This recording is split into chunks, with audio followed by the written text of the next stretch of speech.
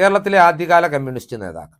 വ്യക്തമായി പറഞ്ഞാൽ അധികാരം കൈയാളിയിരുന്ന പ്രമുഖ നേതാക്കൾ എല്ലാവരും തന്നെ പൊതുജീവിതത്തിൽ ഏറെ സംശുദ്ധി കാത്തു സൂക്ഷിച്ചിട്ടുള്ളവരാണ്.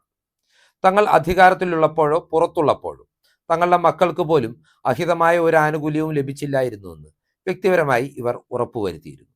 ഇതിൻ്റെ ഏറ്റവും മികച്ച ഉദാഹരണങ്ങളാണ് കമ്മ്യൂണിസ്റ്റ് പാർട്ടിയുടെ താത്വികാചാര്യനായിരുന്ന കേരളത്തിൻ്റെ ആദ്യ മുഖ്യമന്ത്രിയായ EMS നമ്പൂതിരിപ്പാടും ദീർഘകാലം കേരള മുഖ്യമന്ത്രിയായിരുന്ന കമ്മ്യൂണിസ്റ്റ് നേതാവ് EK നയനാരുമല്ല. ഇവരുടെ മക്കൾ തന്നെ ഇവരുടെ സംശുദ്ധിയുടെ നേർസാക്ഷ്യമായി ഇന്നും നമുക്കിടയിൽ ജീവിച്ചിരിപ്പുണ്ട്. ഏതായാലും കാലം മാറിയതോടെ കമ്മ്യൂണിസ്റ്റ് പാർട്ടിയുടെ കോലവും മാറി നേതാക്കൾ അഴിമതിക്കാരായി മാറുന്ന ഒരു കാഴ്ചയാണ് ഇന്ന് നമുക്ക് മുന്നിലുള്ളത്. നേതാക്കൾ മാത്രമല്ല, കമ്മ്യൂണിസ്റ്റ് പാർട്ടി അധികാരത്തിലിരിക്കുമ്പോൾ അധികാരത്തിന്റെ ഇടനാഴികളിലെ പ്രധാന ദള്ളാളുമാരായി ഇത്തരം പ്രധാനപ്പെട്ട നേതാക്കളുടെ മക്കൾ രൂപാന്തരം വന്ന് രംഗം കൈയടക്കുന്നതും നമ്മൾ കാണുന്നുണ്ട്.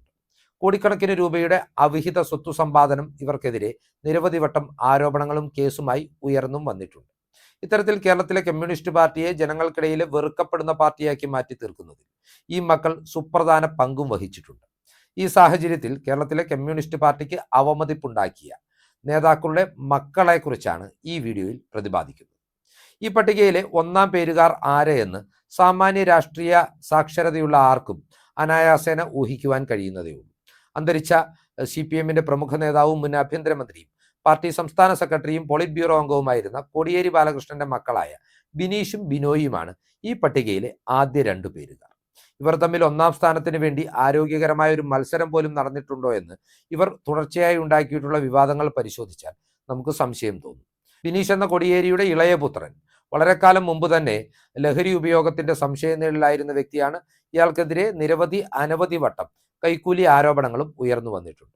എന്നാൽ ലഹരി ഇടപാടുകാരനായ സുഹൃത്തിന് ലക്ഷക്കണക്കിന് രൂപ ലഹരി വ്യാപാരത്തിനായി ബാങ്ക് അക്കൗണ്ടിലൂടെയും അല്ലാതെയും കൈമാറി എന്ന കേസിൽ ബിനീഷ് കോടിയേരിയെ എൻഫോഴ്സ്മെന്റ് ഡയറക്ടറേറ്റ് അറസ്റ്റ് ചെയ്യുകയും വിചാരണ തടവുകാരനായി 1 വർഷക്കാലം ബംഗളൂരു ജയിലിൽ തടവിലാക്കുകയും ചെയ്തിരുന്നു.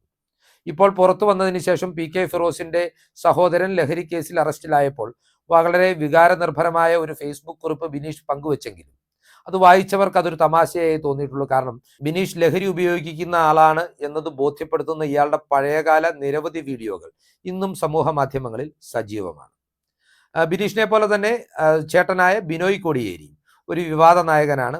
ഇയാൾ നിരവധി വട്ടം UAE-യിൽ, അതായത് ഗൾഫ് രാജ്യങ്ങളിൽ സാമ്പത്തിക ക്രമക്കേടുകൾ നടത്തിയതിന്റെ പേരിൽ ആരോപണ വിധേയനായിട്ടുണ്ട്.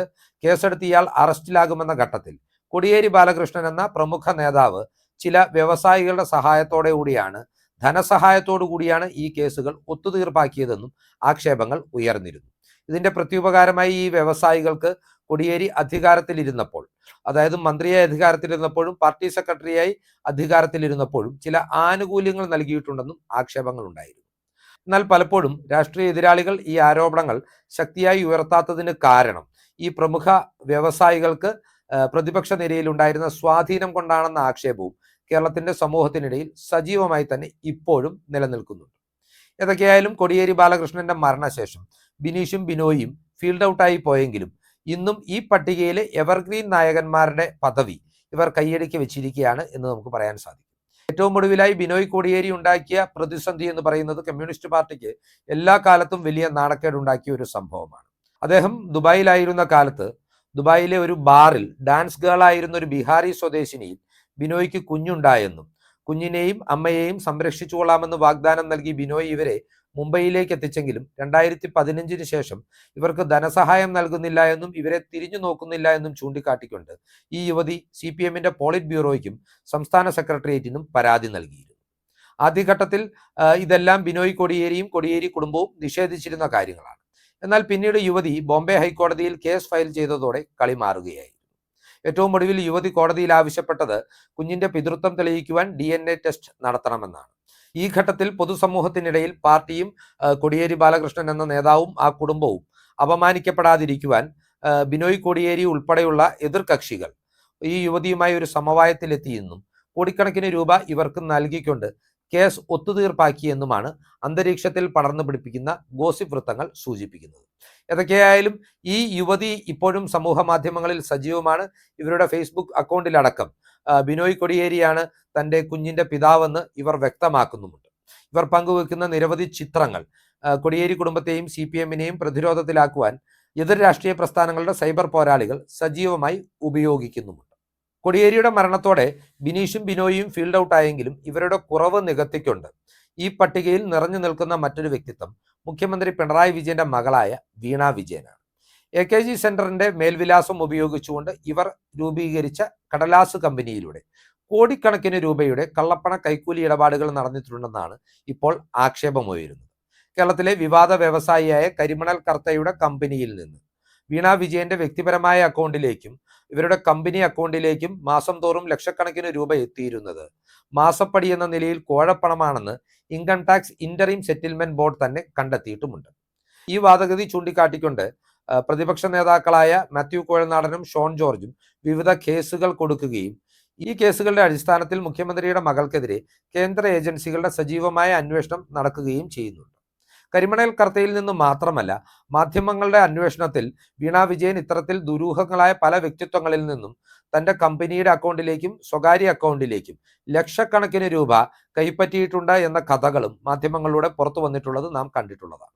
ഏതായാലും മുഖ്യമന്ത്രിയുടെ മകൾ മാത്രമല്ല, വീണ വിജയൻ സംസ്ഥാനം ഭരിക്കുന്ന പൊതുമരാമത്ത് മന്ത്രി മുഹമ്മദ് റിയാസിന്റെ ഭാര്യ കൂടിയാണെന്നുള്ളത് CPM-നെ സംബന്ധിച്ചിടത്തോളം ഇവർ ഉണ്ടാക്കുന്ന ഒരു ചീത്തപ്പേരിന്റെ ആധിക്യം വർദ്ധിപ്പിക്കുന്ന ഒരു ഘടകമാണ്.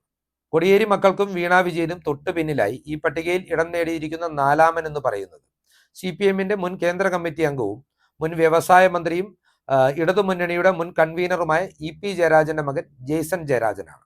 ഇക്കിളിപ്പെടുത്തുന്ന കഥകൾ മുതൽ കോടിക്കണക്കിന് രൂപയുടെ അനധികൃത സ്വത്ത് സമ്പാദന ആരോപണം വരെ ജെയ്സനെതിരെ ഉയർന്നു വന്നിട്ടുള്ളത് സ്വന്തം പാർട്ടിയിൽ നിന്ന് തന്നെയാണെന്നുള്ളതാണ് മറ്റൊരു കൗതുകകരമായ വസ്തുത.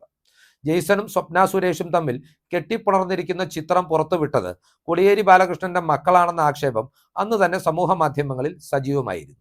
എന്നാൽ ഇതിനെല്ലാം അപ്പുറം കോടിക്കണക്കിന് രൂപ വിലമതിക്കുന്ന വൈദേഹം എന്ന പഞ്ചനക്ഷത്ര ആയുർവേദ റിസോർട്ടിന്റെ ഉടമയാണ് ജെയ്സൺ. ഇദ്ദേഹത്തിന്റെ അമ്മയും EP ജയരാജന്റെ ഭാര്യയും ഈ റിസോർട്ടിൽ പങ്കാളിയാണ്. ഈ റിസോർട്ടിന്റെ സാമ്പത്തിക സ്രോതസ്സിനെ കുറിച്ച് സംശയം ഉയർത്തിക്കൊണ്ട് CPM സംസ്ഥാന സമിതിയിൽ ആഞ്ഞടിച്ചത് കണ്ണൂർ ലോബിയിലെ മറ്റൊരു പ്രമുഖ CPM നേതാവായ P ജയരാജനാണ് എന്ന വസ്തുതയും നാം ഈ ഘട്ടത്തിൽ മറന്നുപോകരുത്. ഇതിനെല്ലാം അപ്പുറം ഏറ്റവും പുതുതായി പുറത്തുവരുന്ന വാർത്തകൾ അനുസരിച്ച് ജെയ്സൺ ജയരാജൻ എന്ന EP ജയരാജന്റെ മകൻ ഇപ്പോൾ ബിസിനസ് പങ്കാളിയായി സ്വീകരിച്ചിരിക്കുന്നത് BJP-യുടെ ഇപ്പോഴത്തെ സംസ്ഥാന അധ്യക്ഷനായ രാജീവ് ചന്ദ്രശേഖരനെയാണ് എന്നും ആക്ഷേപങ്ങൾ ശക്തമാണ്. അതായത് ഇപ്പോൾ വൈദേഹം റിസോർട്ടിന്റെ ഓഹരി പങ്കാളിത്തം ഉള്ള ഒരു കമ്പനി എന്ന് പറയുന്നത് രാജീവ് ചന്ദ്രശേഖരന്റെ ഉടമസ്ഥതയിലുള്ള ഒരു കമ്പനിയാണെന്നാണ് ആക്ഷേപം. ഈ പട്ടികയിലേക്ക് ഏറ്റവും അവസാനമായി കടന്നു വന്നിരിക്കുന്നത് പുതുമുഖ താരമായിരിക്കുന്നത് പാർട്ടി സംസ്ഥാന സെക്രട്ടറിയും പോളിറ്റ് ബ്യൂറോ അംഗവുമായ MV ഗോവിന്ദന്റെ മകൻ ശ്യാംജിത്താണ്.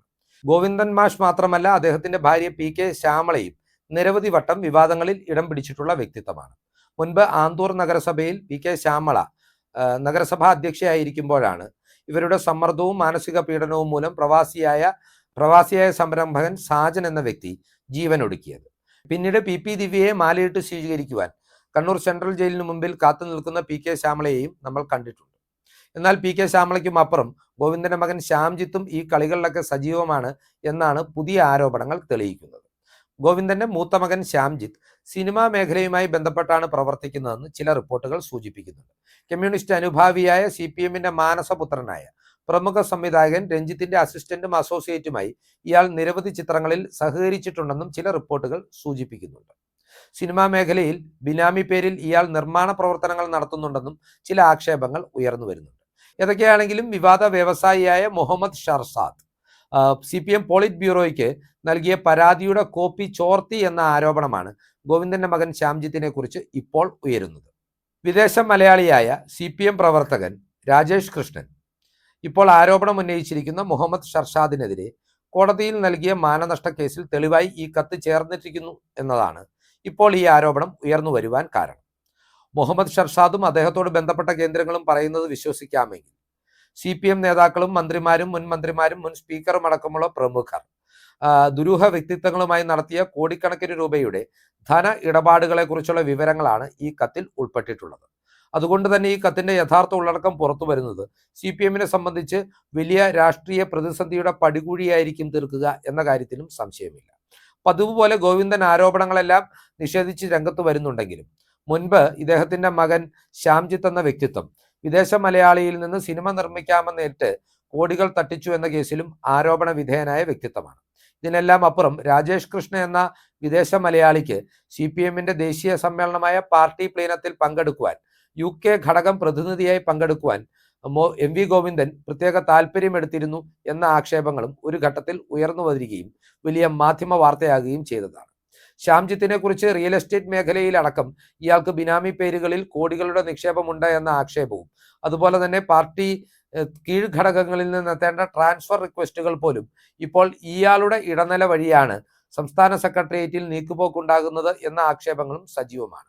അങ്ങനെ CPM എന്ന രാഷ്ട്രീയ പ്രസ്ഥാനത്തിന് തീരാ കളങ്കമേൽപ്പിക്കുന്ന ചില പാർട്ടി മക്കളെക്കുറിച്ചുള്ള ഈ വീഡിയോ ഇവിടെ അവസാനിപ്പിക്കുകയാണ്. കൂടുതൽ രാഷ്ട്രീയ വാർത്തകൾക്കും വിശകലനങ്ങൾക്കുമായി ഞങ്ങളുടെ ചാനൽ സബ്സ്ക്രൈബ് ചെയ്യുക.